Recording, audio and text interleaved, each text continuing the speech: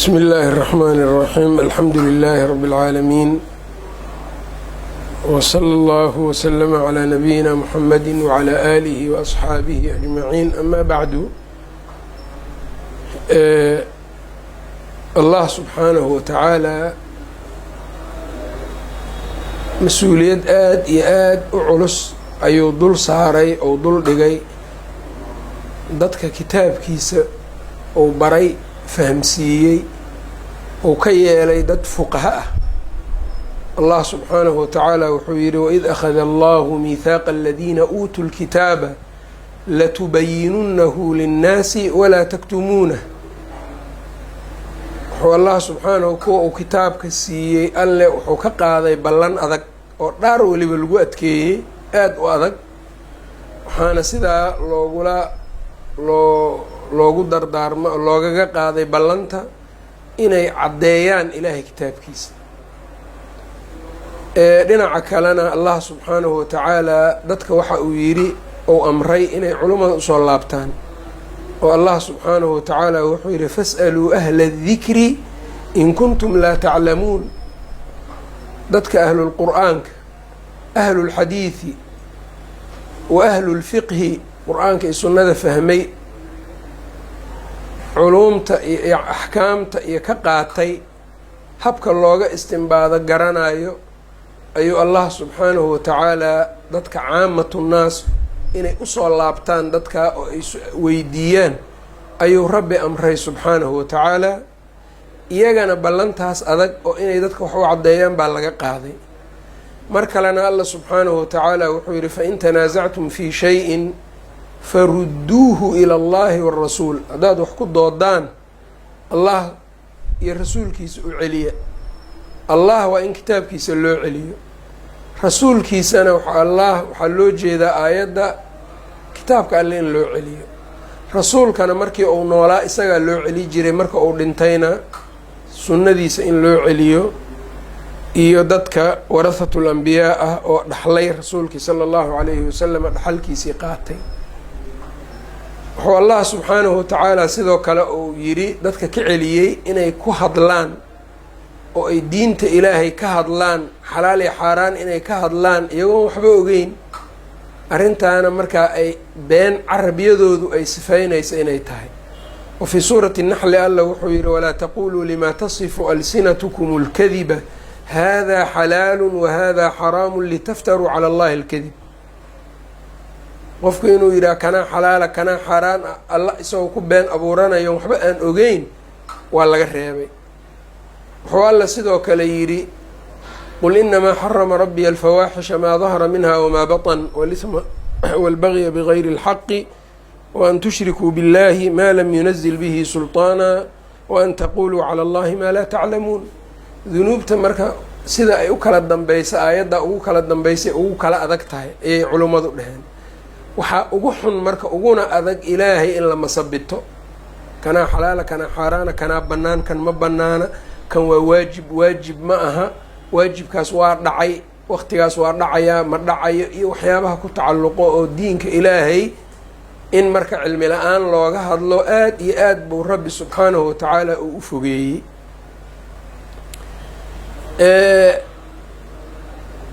intaas oo nusuus arrintaa muhimaddeeda ayay ka hadlayaan.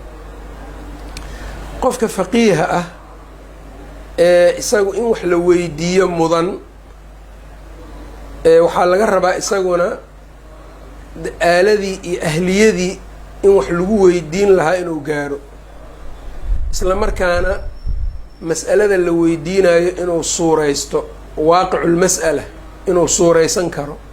leanna qaacidada fiqiga waxay tahay alxukmu bishayi farcun can tasawurihi. shay in la xukumaa waxay farac ka yahay in la tasawurto. tasawurku asagu marka keligiis cilmi ma aha. waxaa dhici karta mas'alada qof inuu tasawurto oo xaqiiqdeeda uu sawiri karo, laakiin macnaheedu maahan qofkaasi inuu xalaal iyo xaaraanteeda kala yaqaano. xalaal iyo xaaraan waxay u baahan tahay sharciga in wax laga yaqaano, wax laga fahamsan yahay. waxaa la yidhaha marka fiqhu lwaaqic iyo mas'aladii fatwadeedii oo qofka uu helo. labadooda waxaa aada u culus adagna fatwada helitaankeeda cilmiga ku dhisan, waana midka uu qofku faqiih uu ku noqonayo ama mufti uu ku noqonayo. laakiin suurada mas'alada waaqiceeda shuruud loogama dhigin qofka faqiiha noqonayo inuu dhakhtarnimo barto, injineeriye uu barto, engineering barto, oo geology barto, oo uu beeraha barto, wax walba inuu ku takhasuso shahaadaad 200 shahaado inuu wato ma la amrin, shuruudna loogama dhigin.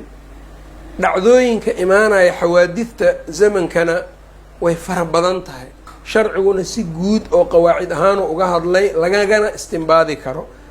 taana gacanta waxay ugu jirtaa faqiiha ayuu alla gacanta u geliyey oo u dooray qofka faqiiha ah. marka beryahan dambe waxaa macluumo in la saxa u baahanaa jirto aada u badatay mas'ale marka laga hadlaayo ku saabsan duruufo mucayan ah, dad baa markiiba waxay la soo boodaan mas'aladan culumo uma taallo, yay u taallaa marka la yidhaahdana ciddii takhasuska u lahoo taqaanay u taallaa. hadday caafimaad tahayna dhakhtar, hadday ganacsi tahayna ama waxyaabaha la xiriira dhaqaalahana economist, haddii geology iyo laga hadlaayo geologist ayay u taallaa. qaar baa marka waxay haddana usoo daliishanayaan antum aclamu biumuuri dunyaakum, adduunyadiina adinkaa taqaanaan ayaa nebigu yidhi sala allahu calayhi wasalam bay leeyihiin. waxaa in la kala fahmo u baahan duruufta iyo waaqica mas'alada lagu fariisinayo iyo xukunka mas'alada, waa xalaal waa xaaraan, waa xalaal waa xaaraan faqiiha iska leh, dhakhtarkana ma leha, injineerkana ma leh, economistahana ma leh, hadduusan faqiih ahayn macnaha ayaan ka wadaa ma leh. labay marka u kala fiqhul waaqic iyo mas'aladii jawaabteedii iyo fatwadeedii. beryahan waxaa aada u badatay marka cudurkan hadda aadka u caalamka hadda ugu faafay bandemiga noqday, ayaa dadka qaar waxay leeyihiin marka culimada mas'ale u taalla maaha, jumco iyo jamaaco in la dukanayo iyo in kale, yani masaajidii in la xiro maxaa culimmada laga weydiinaa, dadkeedii ma aha. yani marka waxaanu leenahay in masaajida la xiro oo jumco iyo jamaaco dadkii ilaahay ku waajibiyey laga rido, mas'alo fiqhi ah oo diin ma tahay mase waa mas'alo adduunye ah waay. waxaan la yaabay marka nin dhan oo nin weyn ayaa wuxuu bartiisa kusoo dhigay antum aclamu biumuuri dunyaakum uu nabiga yidhi iyo fas'aluu ahla dikriyaa la yidhi, dadka waxaan takhasuska u leh hala su-aale iyo maxay culummadu rabaan iyuu leeyahay.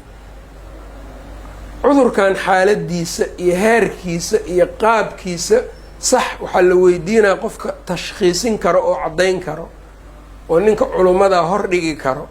laakiin in jumcadu la ruqso ay tahay oo qofkii laga ruqseeyey iyo inay weli waajib kusii tahay aan ku weydiinay antum aclamu biumuuri dunyaakum miya arrintaas. nacam, qofku haddii yani fa inahaa laa tacma absaar walaakin tacma alquluubu alatii fi suduur, qalbigu marku indhabeelo waxyaabo aan islahaynoo ku hadlaa. waxay ahaan lahayd antum aclamu biumuuri dunyaakum marka ay wadaadada ama dadka culummada ay ka hadlaan, habkaas waxa loo beerto, habkaas daawadaas ha la siiyo, dooskaas ha laga siiyo daawadaas markay dhahaan war arrinkan arrin adduunye waa u kaadiye iyo waa la dhihi karaa. laakiin markay xalaali xaaraan waajib waaye iyo waajibkii waa dhacay markay joogto, adigu miyaadan arkaynin oo caqligaagu xataa uunan ku tusaynin arrintu inay tahay arrin diineed, qofkii diinta ilaahay barayna inuu u leeyahay takhasus. ahlu dikriga asaga soo maaha marka ilaahay subxaanahu watacaala saa uu yidhi. arrinkaas marka waxaan isleeyahay arrin ka dhashay waaye kala saarid la kala saarayo diinka iyo nolosha. marka wuxuu rabaa culummadu inay ka hadasho aakhira jannaad jirto, naaraad jirto, salaadaha saasaa loo dukadaa bis inay ka hadlaan. laakiin goorta la dukanayo iyo duruufaha lagu dukanayo iyo xaaladaha qaarkood yacni aan jumcada iyo aysan waajibaynin, maya adiga maahane dhakhtaraa ka fadwoonayo, maya waxaa ka fadwoonayo yacni hebel baa ka fadwoonayo, sax ma ahan. ayb hadduu qofku labadaas isku darsaday waa jiraa dad fuqaha ah, culumtan kale maadiga markaas la joogana ama dhaqaalo bartay ama caafimaad bartay ama engineering bartay waa jiraa, adiga boorso kuguma jirto waxyaabahan cilmigan adig kuuma xayirna, sida aynan ugu xayirnayn fiqhiguba uusan ugu xayirnayn ee qofka faqiiha ah. oo waxaa dhici karto qof kale oo culum kala bartay fiqigan inuu baran karo, kaasi waa midka loo baahan yahay, waana fiican yahay. ayb laakiin aan kala saarno tasawurka mas'alada waa u baahan yahay faqiiha, waa in loo suureeyo u baahan yahay uu fahmo, dabadeed laakiin xukunka sharciga ee la dul dhigaayo waxaa iska leh qofka faqiiha iska leh. waayo haddaan niraahno qof aan diintii aqooninba haddii la yidhaha adiga dadka jumcadooda iyo jamaacadooda ka hadal, sooma noqo xalaal iyo xaaraantooda ka hadal, sooma noqonayno walaa taquluu limaa tasifu alsinatukum اlkadiba hada xalaalun wahada xaraam. waana arrin lagu kala saarayo diinta iyo nolosha. diinta iyo nolosha waa iswataan, yani waxaan ujeedaa diintu noloshay nadaaminaysaa oy ka hadlaysaa. rasuulku wuxuu yihi sal ll ly slam kaanat banuu israa'iila tasuusuhum اlanbiyaa, reer bani israa'iil umuurahooda waxaa maamuli jiray ambiyada. ambiyada ilaahay adduun wanaagsanay dadka ku hanuuniyaan iyo aakhiro wanaagsan bay ku hanuuniyaan. marka in laga reebo noloshii waa wax qofka, waxaana wanaagsan qofka inuunan munaafiqaynin, mabaadi'da ou qabo bannaanka inuu keensado, laakiin inuu mabaadi'dii ku sameeyo iska dabawareeg ou dadkii ku sameeyo, oo uu dadka isu tuso qof markaa wax saxaya oo isku tuso, fil xaqiiqana aanu wax saxaynin, waa arrin aad iyo aad iyo aad khatarteeda u leh. dadkana waxaan uga digaynaa dadka noocaas oo kale ah inaynan ku qatalmin oo aynan ku dagmin labadaas arrinna. laba arrinoo walilaahi alxamdu qofka caaqilka haddii loo bandhigo oo garan karo waay masaladan, yacni waaqiceeda in la suureeyo oo intaas marka ciddii taqaanaa la weydiina, wixii ka dambeeyana xukunkeeda xalaal iyo xaaraan, waajib ma dhacaya mase kuma dhacayo, goortee waajibka ou dhacaya, heerkee waqtigee gaarsiisan, waxaasina waa hawshii ou lahaa qofkii faqiiha ahaa ee ilaahayna uu yihi fas'aluu ahla dikri in kuntum laa taclamuun. waa kuwaas kuwa uu rabbi subxaanahu watacaala uu sidaa yidhi.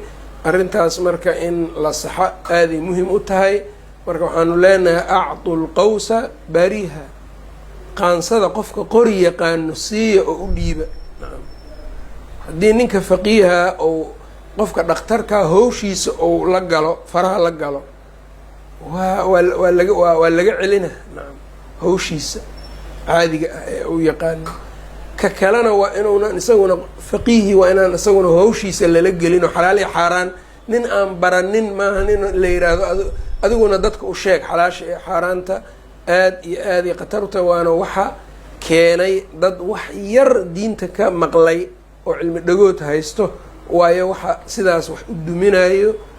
waana kuwada nebigu sal ll ly slam uu yidhi in allaha laa yaqbidu alcilma intizaacan yanzichu min suduuri اlcibaad xataa idaa lam yabqa caalimun ittakhada annaasu ru'uusan juhaalan fasu'iluu faaftaw bigayri cilmin fadaluu waadaluu.